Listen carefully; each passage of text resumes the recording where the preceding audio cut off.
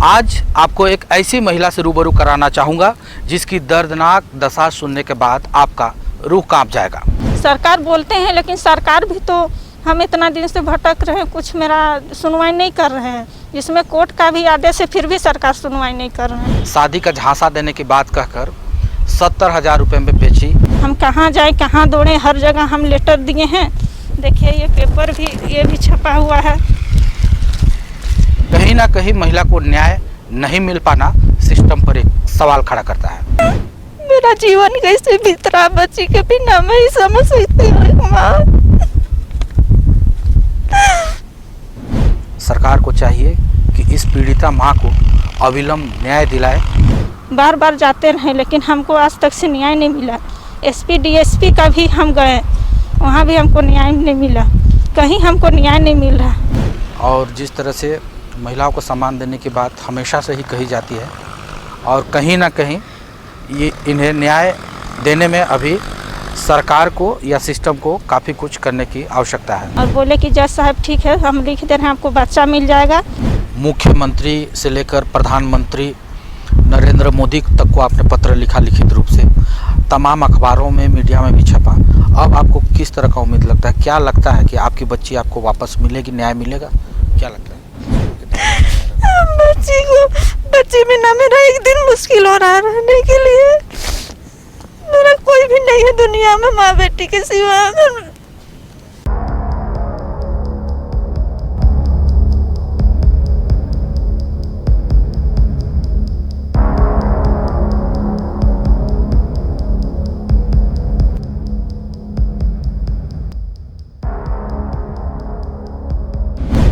News live Jharkhand के लिए मैं मनोज सिंह आज आपको एक ऐसी महिला से रूबरू कराना चाहूँगा जिसकी दर्दनाक दशा सुनने के बाद आपका रूह कांप जाएगा।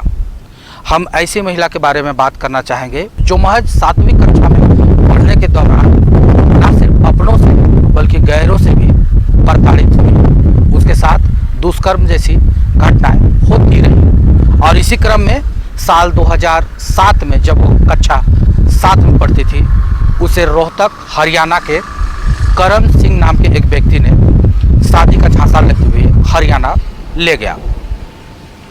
खूंटी के AHE2 ह्यूमन ट्रैफिकिंग थाना में मामला जारी है, चल रहा है। हरियाणा पहुंची महिला के साथ जिस तरह की जोर जबरदस्ती हुई, उससे पहले भी उसके साथ दुष्कर्म जैसी घटना होती रही।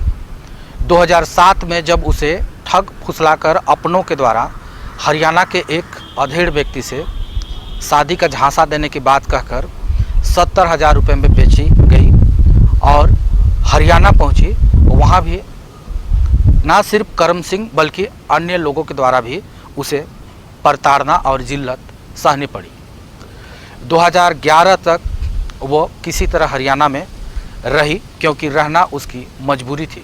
इस क्रम में उसकी 2 बेटी हुई और 2011 में अंततः उसने अपनी बड़ी बेटी को लेकर झारखंड पहुंची। यहाँ जब उसने अपने घर में संपर्क किया तो उसे घर से भी फटकार मिली और उसकी दास्तान की कथा शुरू होती है। दर दर की ठोकरें खाने के बाद वो अपनी दूसरी बच्ची जो हरियाणा में है उसे लाने का हर संभव प्रयास करती रही, लेकिन अब तक उसे न्याय नहीं मिल रहा। 2016 में करम सिंह दोबारा झारखंड आकर उसे जोर जबरदस्ती किया, उसे ले जाने की बात कही, लेकिन वो जाने से मुकर गई और इसी बीच मामला इतना गहराया कि अंततः उसने हाईकोर्ट, थाना और अन्य आला अधिकारियों के सामने अपनी बातें रखना मुनासिब समझी। पीड़िता ने अपने मामले को लेकर न सिर्फ जिला प्रशासन बल्कि थाना, जिला प्रशासन समेत मुख्य सचिव, मुख्यमंत्री और प्रधानमंत्री तक को अपनी बातें लिखित रूप से कही। बावजूद इसके आज भी उसे न्याय नहीं मिल रहा। बहरहाल सरकार के द्वारा जिस तरह से महिलाओं को सम्मान और न्याय दिलाने की बात कही जाती है, लेकिन कहीं ना कहीं महिला को न्याय नहीं मिल पाना सिस्टम पर एक सवाल खड़ा करता है। हम आज न्यूज लाइव झारखंड के जरिए सीधे पीड़िता महिला से ही जानना चाहेंगे आखिर क्या वजह रही होगी जिसके कारण आज इन्हें अपनी पहचान छुपाकर रहना पड़ रहा है। क्या किस तरह से आपको प्रताड़ना चली? हमको बचपन में ही 14 साल उम्र था मेरा, जब हम स्कूल में पढ़ते थे कन्या मध्य विद्यालय में।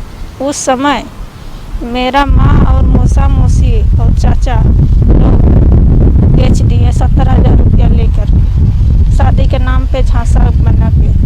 और मुझे कलम से, क्योंकि करीब 50 साल हुआ था उसका उम्र, और हमको बेच दिया और वहाँ हरियाणा ले गया। हरियाणा लेने के बाद मेरा साथ में बहुत गलत हुआ, रेप हुआ, मारपीट कर करके बहुत हम शोषण हुआ मेरा साथ। फिर वहाँ मेरा 2 बच्चा हुआ तो मेरे साथ बहुत शोषण हुआ। फिर वहाँ से मैं बड़ी बेटी को लेकर के आई, छोटी बेटी वहीं रह गई जिसको हम लाने नहीं सके। उसका बाद में थाना गए केस करने के लिए, थाना वाला लोग नहीं लिया। फिर हम हाई कोर्ट में शिकायत किए तो वहाँ से फिर पेपर आया। फिर ये लोग डर से केस किया। केस करने के बाद में 16 में आया, कलम सिंह आया और ज़बरदस्ती मारपीट करके हमको ले जा रहा था। फिर उसका बाद में केस किए। फिर हम भाड़ा के मकान पे रहते थे, हमको घर से भी निकाल दिया मारपीट के कि जहाँ बेच दिए वहीं जा बोल के। फिर ये लोग ईंटी से पेट्रिक बेल लेने गया तो वहाँ जज साहब हमको भी बुलाए थे हाई कोर्ट के। उस समय हम अपना पक्ष रखे, बात किए, बोले सर हमको बेच दिया है। उसी समय का 2018 का आदेश है, जिस समय मेरा बच्ची को लाने का, अच्छा स्कूल में एडमिशन कराने का, और बोले कि जज साहब ठीक है हम लिख दे रहे हैं, आपको बच्चा मिल जाएगा, आप क्या काम कर सकते हैं। हम बोले कि सर हमको जो भी चाय पानी देने का ऑफिस का काम कर सकते हैं, ठीक है तुमको नौकरी भी मिलेगा। तो ये पुनर्वास सब है, लेकिन उस आदेश को लेके 18 से इतना दिन तक हम दौड़ रहे हैं, कोई मेरा सुनवाई नहीं कर रहा। हालांकि हम प्रधानमंत्री को भी लिखे लेटर, मुख्यमंत्री को भी, यहाँ भी गए कई बार जाते रहे, लेकिन हमको आज तक से न्याय नहीं मिला। SP DSP का भी हम गए, वहाँ भी हमको न्याय नहीं मिला, कहीं हमको न्याय नहीं मिल रहा। एक मेरा बच्ची को भी लाया 2020 में लाया, उस समय भी हमको साथ में ले गया था कि आपका बच्ची देंगे, चलिए हमको ले गया। लाने के बाद फिर वो काफ़ी बूढ़ी है, 90 साल की है, उसको देखभाल भी नहीं कर सकती है।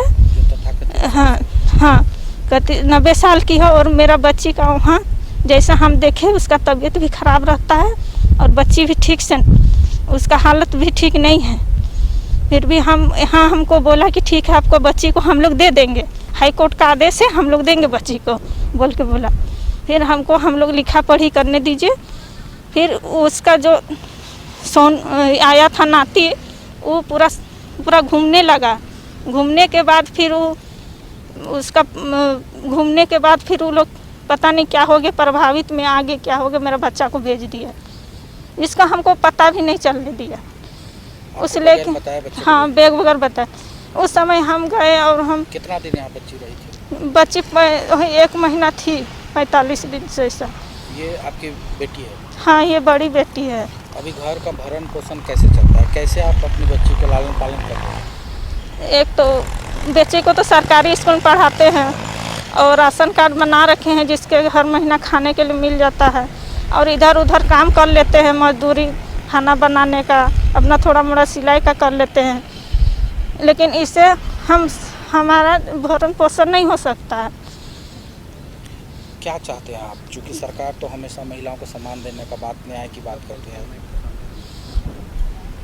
सरकार बोलते हैं लेकिन सरकार भी तो हम इतना दिन से भटक रहे हैं, कुछ मेरा सुनवाई नहीं कर रहे हैं। जिसमें कोर्ट का भी आदेश है फिर भी सरकार सुनवाई नहीं कर रहे हैं, हाई कोर्ट का भी है। जिला प्रशासन के द्वारा क्या कहा जाता है?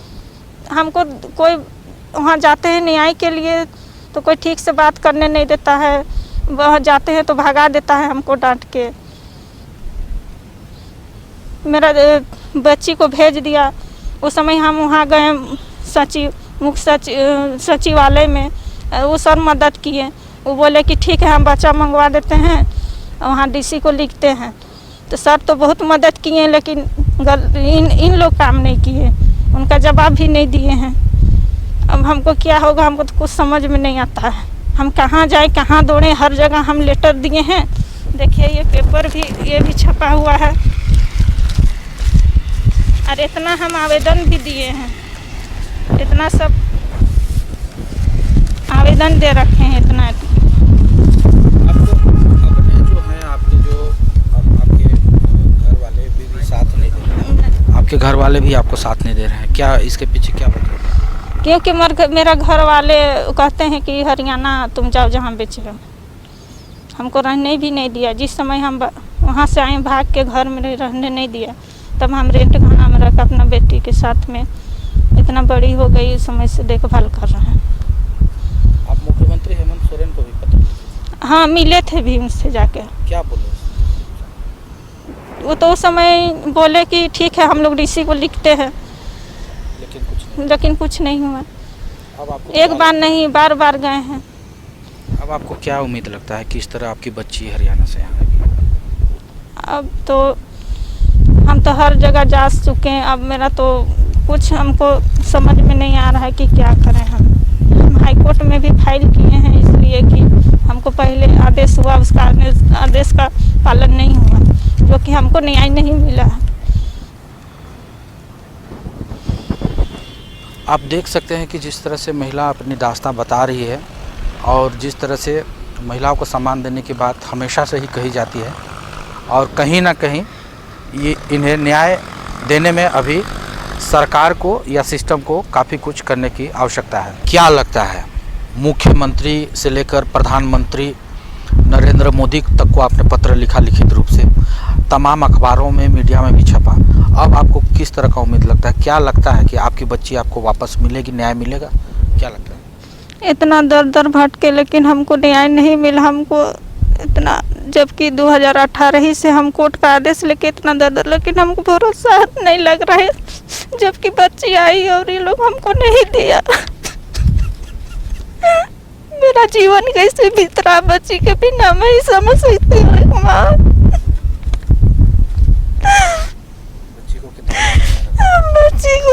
बच्ची बिना मेरा एक दिन मुश्किल हो रहा रहने के लिए। मेरा कोई भी नहीं है दुनिया में माँ बेटी के सिवा।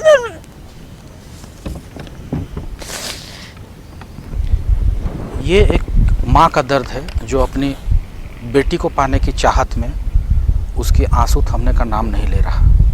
सरकार को चाहिए कि इस पीड़िता माँ को अविलंब न्याय दिलाए, ताकि इसकी बच्ची इसके साथ रह सके। इस तरह से तमाम अखबारों की पन्नी और तमाम कागज़ें जो मुख्यमंत्री से लेकर सचिवालय, जिला प्रशासन और तमाम अखबार की कतरियाँ हैं। आप देख सकते हैं कि मेरे हाथ में जो अखबार है, हाईकोर्ट का आदेश भी 3 सालों से एक माँ के नहीं पहुँच सका है आंसू। इस तरह के तमाम अखबारों में भी इस खबर को प्रमुखता से पहले भी छापा गया है, बावजूद इसके महिला को अब तक न्याय नहीं मिल रहा है। देखा जाए तो बुद्धिजीवी या अन्य कई एक लोगों के द्वारा इस तरह की पहल की जा चुकी है कि इन्हें न्याय मिले, इसकी बच्ची इन्हें वापस मिले, लेकिन अब ये मुमकिन नहीं हो रहा है। बहरहाल सरकार को इस संबंध में ठोस रूप से न्याय लेने की आवश्यकता है, ताकि एक बच्ची को उसकी मां से मिला हो सके। हम चाहेंगे मुख्यमंत्री हेमंत सोरेन समेत विभाग के आला अधिकारी भी इसे तत्परता से संज्ञान में लेते हुए महिला को न्याय दिलाए, क्योंकि एक महिला जिसके आगे पीछे कोई नहीं रहता, उसके जीवन उतना आसान नहीं हो सकता है।